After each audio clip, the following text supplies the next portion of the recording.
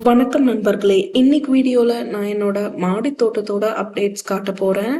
Actually என்னோட plans எல்லாம் சூப்பரா இருக்கு. வின்டர் சீசன், பகல்ல வெயில் அவ்வளவா இல்லை. அண்ட் பனியும் பெய்யுது. அதனால ஃபுல்லா ஃப்ளவர்ஸ் தான் பாருங்க. டொமேட்டோ செடி, பூசணிக்காய் செடி அண்ட் சுரைக்காய் செடி எல்லாமே. அண்ட் இது பூ செடி எல்லாமே, வாடாமல்லி எல்லாமே சூப்பரா பூத்திருக்கு. அண்ட் காய்கள் இன்னும் வர ஸ்டார்ட் ஆகல. அதாவது பூசணிக்காய் செடியிலையும் அண்ட் சுரைக்காய் செடியிலையும் மேல் ஃப்ளவர்ஸ் தான் வருது. நியர்லி 2 monthsக்கு அப்புறம் ஸ்டார்டிங்ல மேல் ஃப்ளவர்ஸ் தான் ஃபர்ஸ்ட் வரும். அதுக்கப்புறம் தான் ஃபீமேல் ஃப்ளவர்ஸ் வரும். ஸோ பேஷன்ஸியா இருங்க. உங்களுக்கு செடி வளர்க்கும் போது இன்கேஸ் நீங்க வளர்க்கும் போது வரல அப்படின்னா உடனே ரிமூவ் பண்றது அந்த மாதிரி பண்ணாதீங்க. நியர்லி ஒரு 1 month 1.5 month வரைக்கும் மேல் ஃப்ளவர்ஸ் ஸ்டார்ட் ஆன பிறகு பாருங்க. அண்ட் நான் கீரை ஹார்வெஸ்ட் பண்றேன். பாலக்கீரை ஹார்வெஸ்ட் பண்றேன்.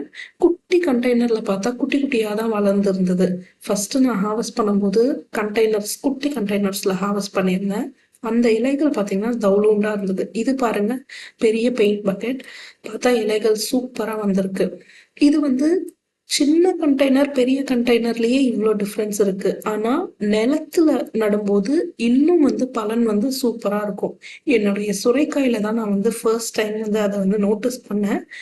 அண்ட் என்னோட டொமேட்டோ செடிகள் கூட நான் நோட்டீஸ் பண்ணேன். பாலக்கீரை எல்லாமே நிலத்துல நடும்போது ஈல்டு சூப்பரா இருக்கும்.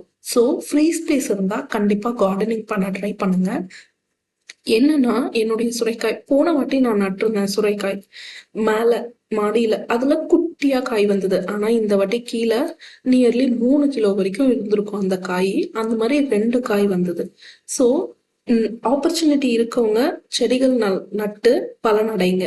அண்ட் மற்ற கீரைகளும் வளர்ந்துட்டு இருக்கு. அதையும் கட் பண்ணி எடுக்கிறேன். அண்ட் ஸ்ப்ரிங் ஆனியன், வெங்காயத்தாள் அதுவும் ஹார்வெஸ்ட் பண்றேன். இது மணத்தக்காளி கீரை. மணத்தக்காளி கீரை கொஞ்சம் கொஞ்சம் அங்கங்க இருக்கு. அது பாலக்கீரை, ஸ்ப்ரிங் ஆனியன் இதெல்லாம் ஹார்வெஸ்ட் பண்றேன்.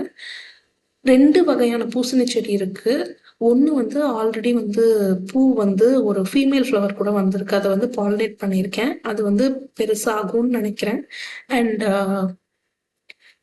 இன்னொன்னு இப்போ காமிச்சேன் இல்லையா, அந்த பூசணி செடி இன்னொரு வெரைட்டி. அதுல இன்னும் ஃபீமேல் ஃப்ளவர்ஸ் வரவே இல்லை. என்னுடைய மணத்தக்காளி கீரை, பாலக்கீரை அண்ட் ஸ்ப்ரிங் ஆனியன் அறுவடை முடிச்சிட்டேன். அண்ட் இது இன்னையோட மாடி அப்டேட்ஸ்.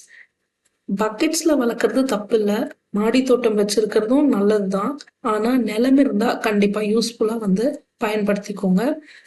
நல்லா செடிகள் வரும். Bye friends.